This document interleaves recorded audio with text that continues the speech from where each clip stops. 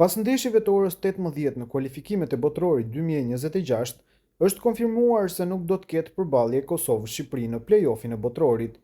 Kjo vjen pas humbjes së Shqipërisë ndaj Anglisë dhe fitores së Ukrainës ndaj Islandës, që do të thotë se kuqezinjt nuk do të dalin në vazon e dytë të shortit të play-offit. Edhe Kosova edhe Shqipëria do të jenë pjesë e vazhës së tretë dhe kështu nuk do të kenë një ndeshje mes tyre në këtë play-off.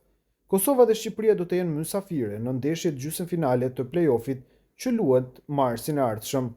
Kosova në kualifikimet e rregullta parashihet të përfundojë dyta në grupin B përveç nëse e mposh Zvicrën 6-0. Kështu do të dilte e para. Ndeshja Kosovë-Zvicër luhet të martën më 18 nëntor. Dardanët kanë 10 pikë teksa helvetët i kanë 13. Ndërkohë te Shqipëria gjithçka ka përfunduar. Shqipëria mbylli këtë kampanjë kualifikuese si e dyta në grup, pas Anglisë, e cila mori 8 fitore nga 8 ndeshje. Kryeministri në detyrë i Republikës së Kosovës Albin Kurti ka bërë një postim të veçantë për Shqipërinë, duke përmendur suksesin e saj në këto kualifikime për botëror. Ndër të tjerash, Kurti ka shkruar edhe për fitoren e madhe të kuqezinjve në Leskovec ndaj Serbisë.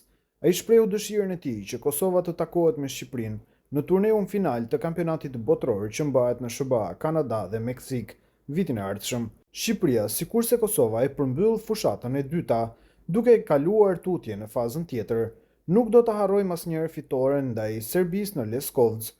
Përkundër kalimit të pjesëmarrjes së tifozëve kuqezi dhe të flamurit kombëtar e në mbrojtjet e tifozëve serb kundër Kosovës, pikërisht nga qyteza që ne e njohim më së shumti për burgun famkeq atje. Urojmë që me Shqipërinë të shihemi në botëror, shumë fat në ndeshjet e ardhshme, shkruan ndër të tjera Albin Kurti në Facebook.